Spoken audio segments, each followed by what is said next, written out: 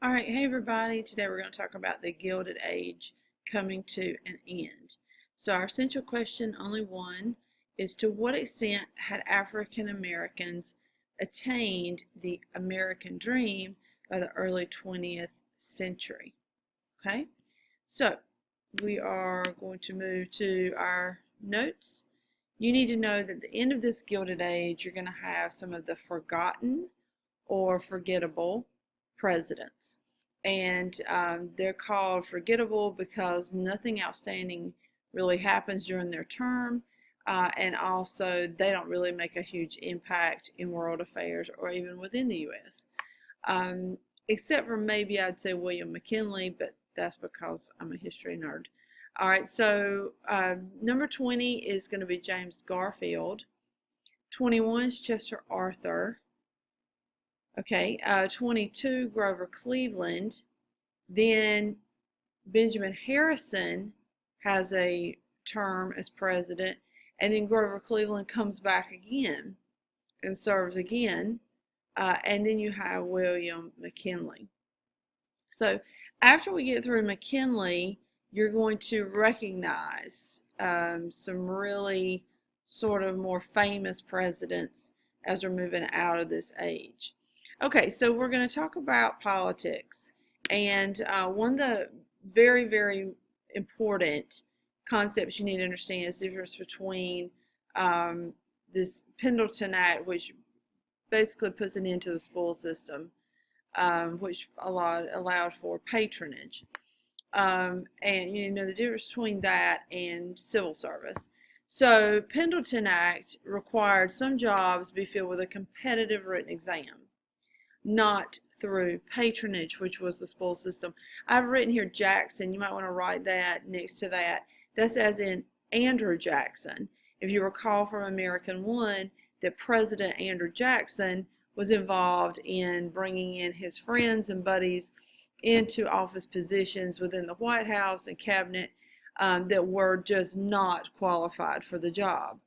There's nothing wrong with a president bringing people in that he's been close to over the years and yet who are experts in a certain field of which you're filling the position.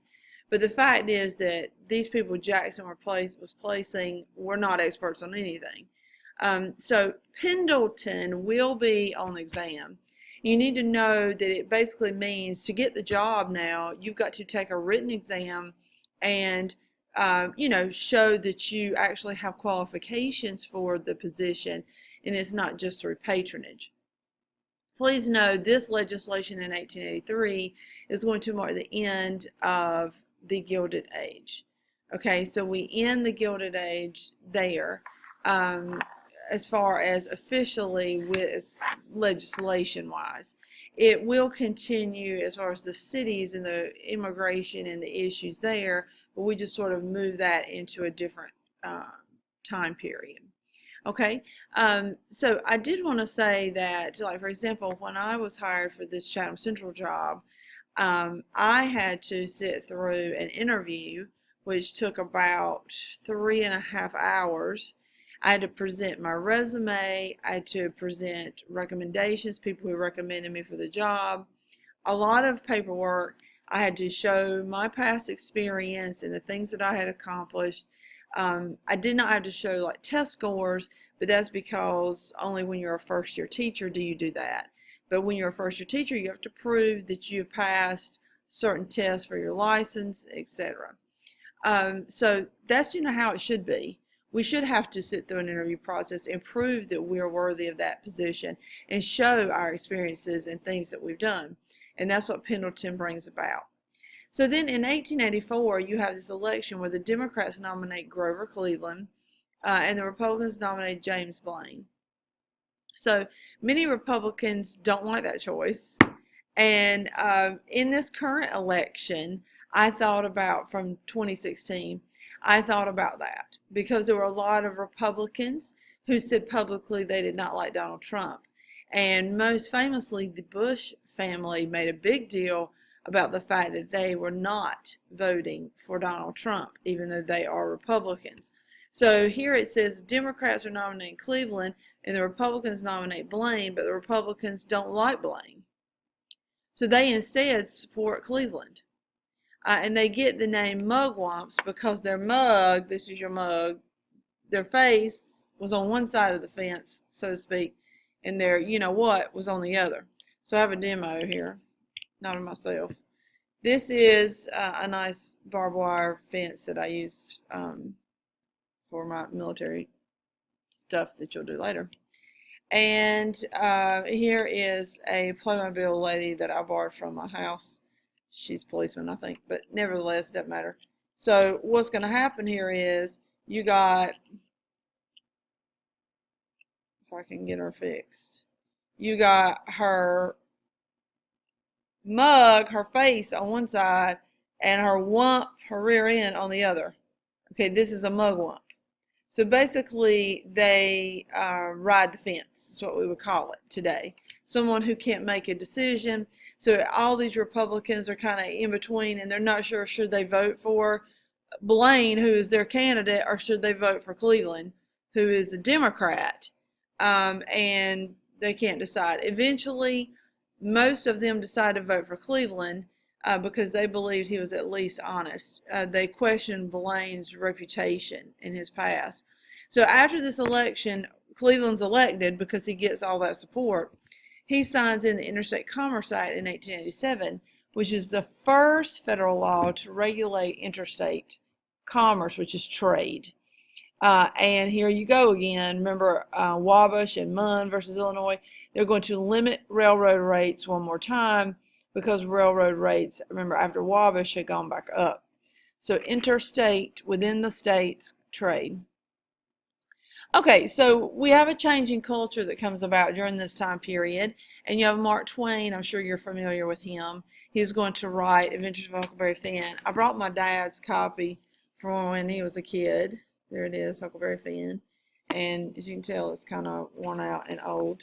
But Huckleberry Finn became very, very popular, and especially with young boys. So Twain actually is going to coin the term Gilded Age that we've been studying, and also writes Huckleberry Finn. Saloons become popular as men that have been in the factories are now leaving their work after work is over and going and, having a drink. So they're socializing. Vaudevilles become popular with animal acts, acrobats, dancers, and this leads into the Greatest Show on Earth. So vaudeville is like an early circus, and the Greatest Show on Earth, P.T. Barnum and James Bailey's circus go, ride the railroad and stop in all these different towns, and people pay money to see it. Thought it was interesting to show you this most recent article from the New York Times that Ringling Brothers Barnum Bailey Circus will end its 146-year run.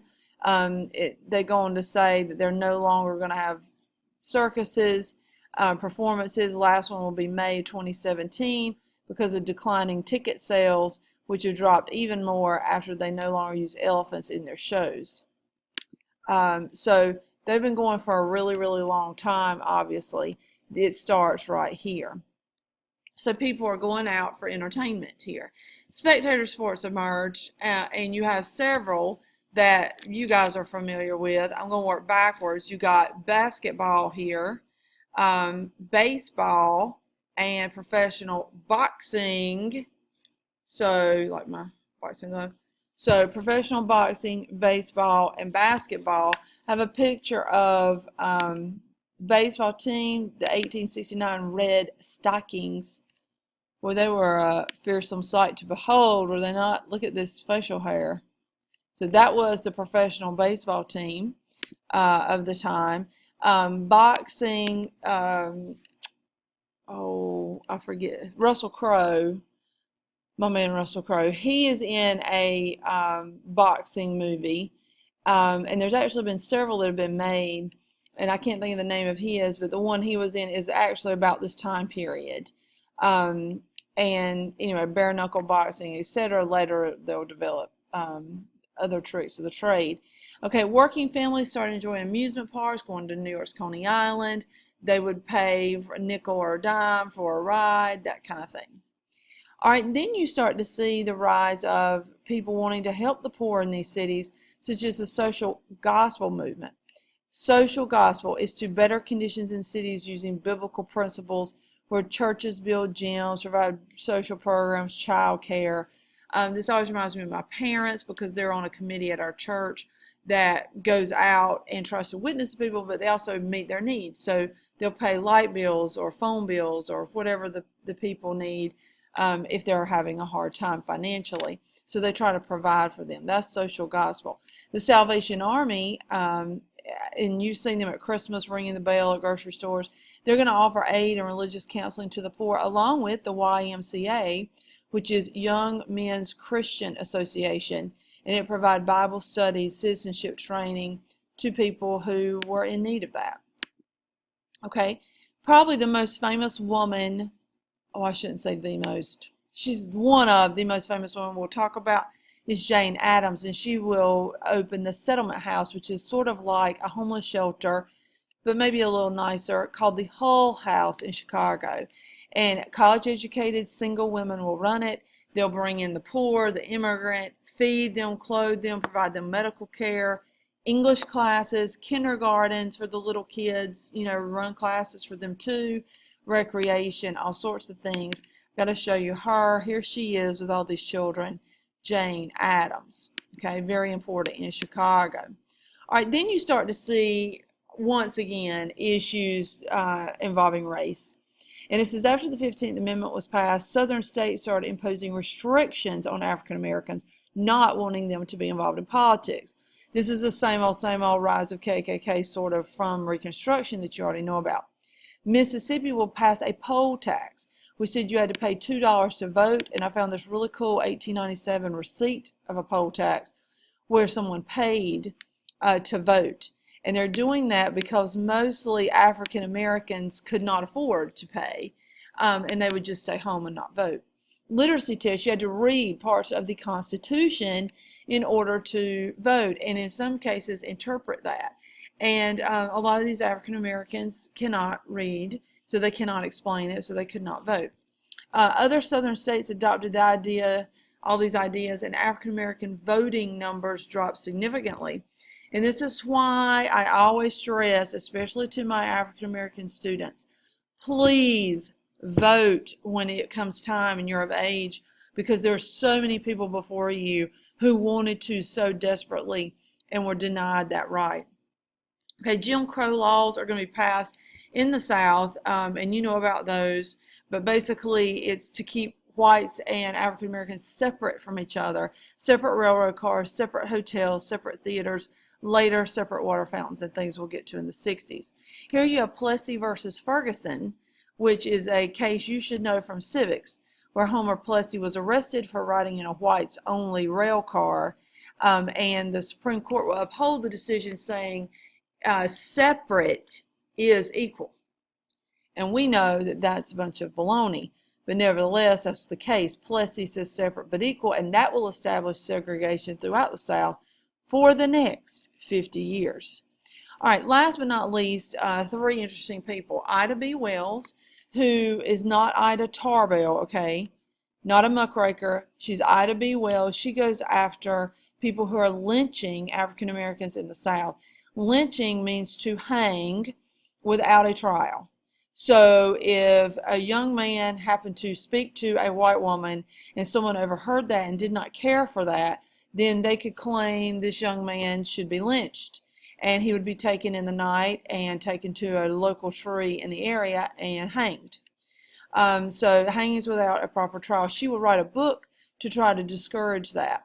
Booker T. Washington and W.E.B. Du Bois. Booker T. is a former slave, and he believed African Americans should educate themselves, particularly in vocational schools, to learn a trade, and he opens the Tuskegee Institute for African Americans. W.E.B., however, is the first ever Harvard graduate who's African American, very smart. He pushes more political power, civil rights, higher education, like four-year college, liberal arts education, and sort of pushing civil rights to the forefront. He's much more pushy figure than Booker T. Washington. All right, and I need to show you their picture before this cuts off. Okay, please go back and do the essential question and we will talk about it in class.